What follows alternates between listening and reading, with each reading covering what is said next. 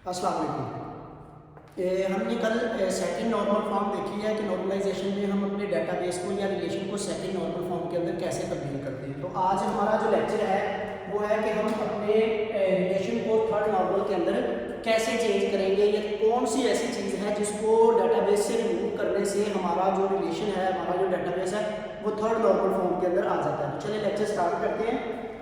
A relation is in third normal form if it is in second normal form। कि सबसे पहले वो table वो रिलेशन थर्ड नॉर्मल फॉर्म में तब होगा जब वो सेकंड नॉर्मल फॉर्म में होगा and no transitive dependencies exist, और उस टेबल के अंदर कोई ट्रांसिटिव डिपेंडेंसीज एग्जिस्ट नहीं करनी चाहिए। अब ट्रांसिटिव डिपेंडेंसीज क्या होती हैं?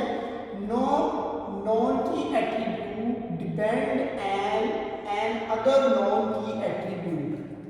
ट्रांजिटिव डिपेंडेंसी से मुराद ये होता है कि कोई नॉन की एट्रीब्यूट किसी दूसरे नॉन की एट्रीब्यूट के ऊपर डिपेंड नहीं करना चाहिए। फॉर एग्जांपल हमने एक रिलेशन बनाया, उसके अंदर एक प्राइमरी की रखी है, तो बाकी जितने भी नॉन की एट्रीब्यूट हैं वो सारे सिर्फ प्राइमरी की पे डिपेंड करने चाहिए, किसी दूसरे नॉन की एट्रीब्यूट पे डिपेंड नहीं करना चाहिए। जैसा कि मैंने यहाँ पे लिखा, मेरे पास इस टेबल के अंदर एक प्राइमरी की है जो कि है कस्टमर आईडी। ये लाइन इसलिए लगाई है क्योंकि ये प्राइमरी की है। अब इसकी मदद से ये प्राइमरी की है, ये यूनिकली आइडेंटिफाई कर रही है, किसको? नाम को भी आइडेंटिफाई कर रही है, सेल्समैन को भी आइडेंटिफाई कर रही है और उसके रीजन को। ये तीन चीज़ें फुली डिपेंड कर रही है कस्टमर आईडी के ऊपर। अगर आपको कस्टमर आईडी पता हो तो आप नेम भी पता करवा सकते हैं, आप सेल्समैन का पता करवा सकते हैं, आप उसके रीजन का पता करवा सकते हैं। और दूसरा, इसी टेबल में अगर आपने रीजन पता करना है तो रीजन इस टेबल के अंदर रहते हुए एक तो रीजन डिपेंड कर रहा है कस्टमर आईडी पे, वही रीजन डिपेंड कर रहा है सेलमैन के ऊपर। अब ये वाला जो सेलमैन एट्रीब्यूट है ये कोई प्राइमरी की नहीं है, ये नॉन की एट्रीब्यूट है।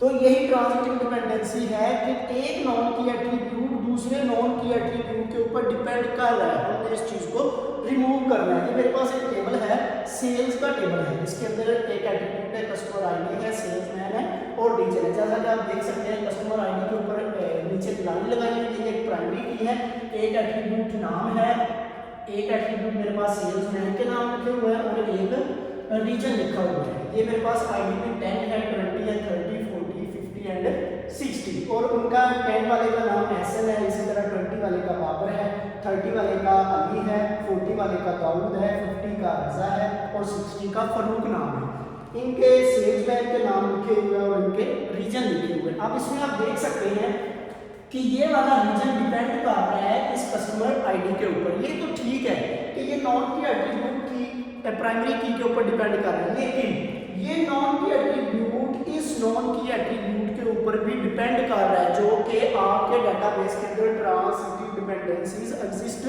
कर रही है। इसको हमने कैसे रिमूव करना है? ये तीन तरह की इसके अंदर एनोमलीज आ सकती हैं। इंसर्शन एनोमलीज कि अगर आपने इसके अंदर कोई चीज़ ऐड करनी है, अगर आपने यहाँ पर कोई नया सेलमैन ऐड करना है तो ज़रूरी है कि उसको पहले कस्टमर आईडी दी जाएगी। तो ये वाली जो एनोमली आएगी इसको कहते हैं इंसर्शन एनोमली। इसी तरह डिलीशन एनोमलीज के फॉर एग्जांपल आपने सेलमैन को इस नाम सेलमैन को डिलीट कर दिया है। अब आपने सिर्फ सेलमैन को और उसके रीजन को डिलीट किया है, लेकिन इसके साथ साथ ये वाली सारी चीज़ भी ऑटोमेटिकली डिलीट हो जाएगी। इस एनोमली को कहते हैं डिलीशन एनोमली।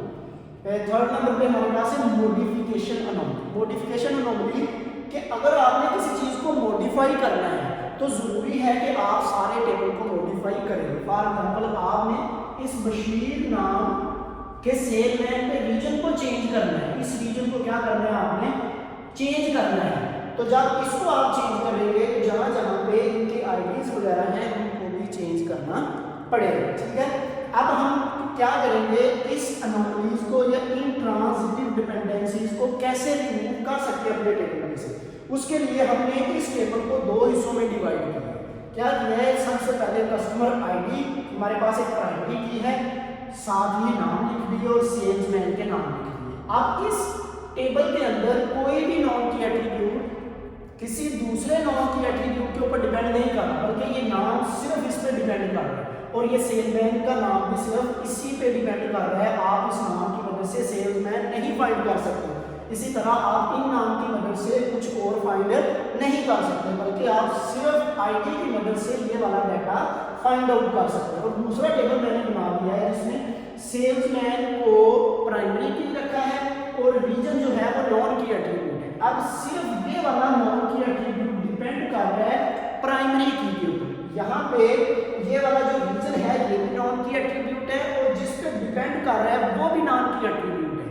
हमने यहाँ पे अलग टेबल बना दिया है, हमने ये ट्रांजिटिव डिपेंडेंसी रिमूव कर दी है। अब ये वाला हमारे पास नॉन की है, लेकिन ये वाला नॉन की नहीं है, बल्कि ये हमने प्राइमरी की बना दी है। इसकी मदद से हम चीज़ों को फाइंड आउट कर सकते हैं। तो ये हमारे पास इसकी थर्ड नॉर्मल फॉर्म थी। उम्मीद है कि आपको समझ आ गई होगी। अगर आपका किसी किस्म का कोई क्वेश्चन है तो आप पूछ सकते हैं। अल्लाह हाफिज़।